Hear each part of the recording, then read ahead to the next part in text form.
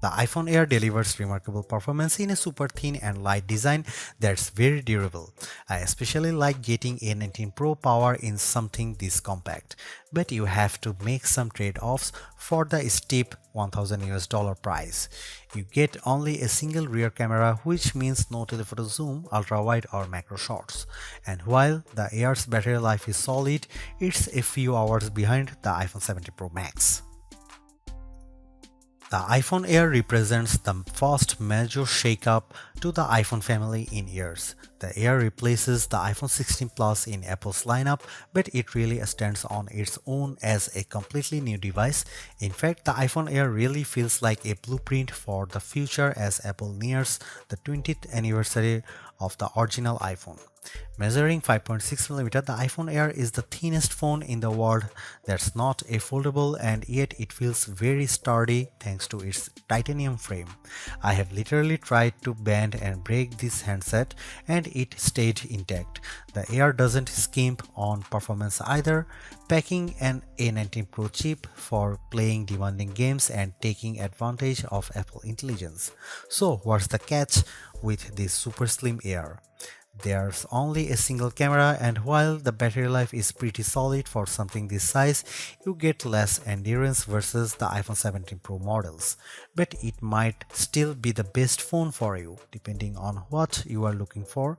Here is the pros and cons in my full iPhone Air review.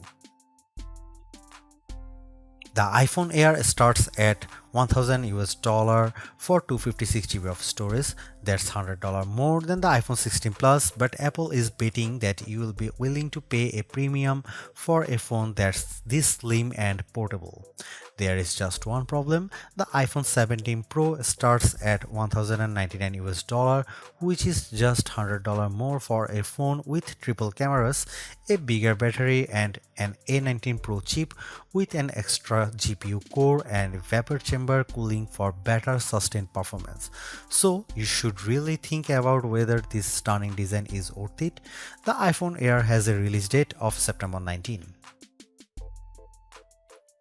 The iPhone Air is so thin and light that you are worried for its safety when you see it from across the room, but you will feel reassured when you put it in your hands. Measuring just 5.64mm thin, the iPhone Air edges out the Samsung Galaxy S25 Edge for the thinnest phone we have tested.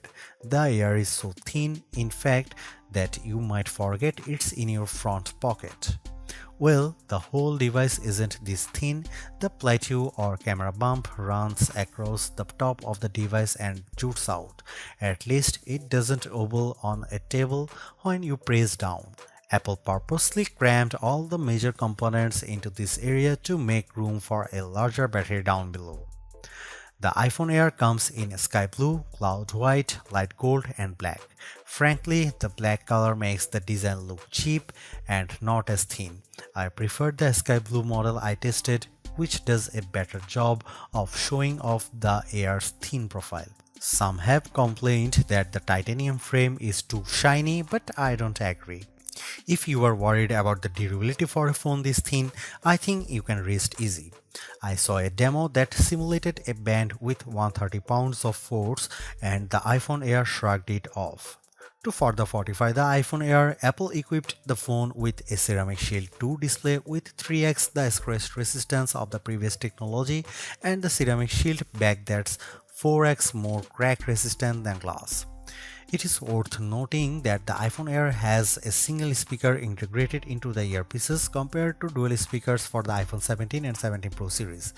During my testing, the Air's speakers got plenty loud when listening to Apple Music, but it did sound tiny at max volume. Some have shared in our YouTube interview with Apple on the iPhone Air that they wish that this phone came in a mini size. I say there is no need, you get the best of both worlds with this device, a large 6.5-inch display in a very pocket-friendly size. And it's a pretty damn good ProMotion screen 2 with a rated maximum outdoor brightness of 3000 nits, a 1 to 120Hz refresh rate, and anti-reflection tech built in. Outdoors, I put the iPhone Air up against the Galaxy S25 Edge, playing the same Begonia trailer, and Emma's tone looked brighter, plus there was less glare.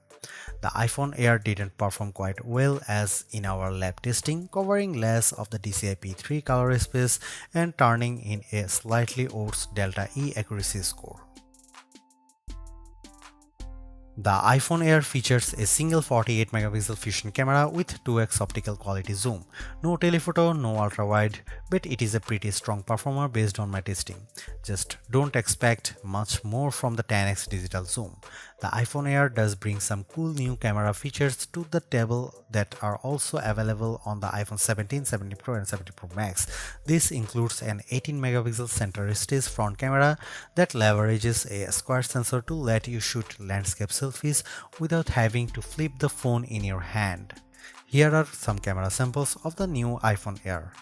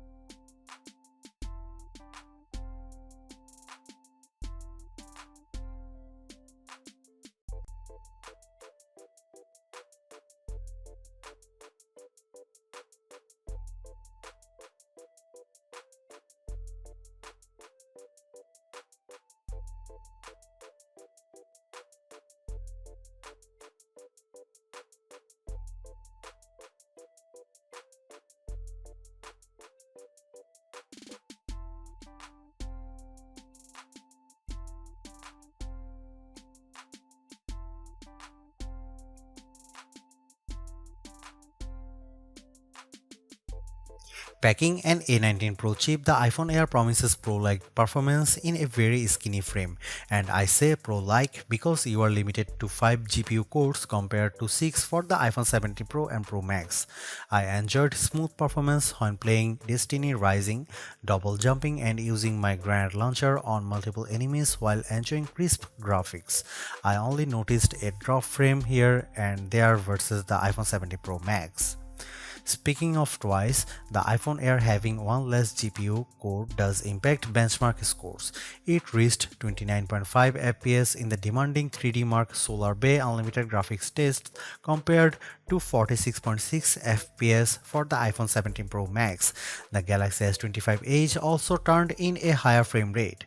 On Geekbench, which measures overall performance, the iPhone Air beats the Galaxy S25 Edge and it finished our video transcoding test 20 seconds faster. How about sustained performance?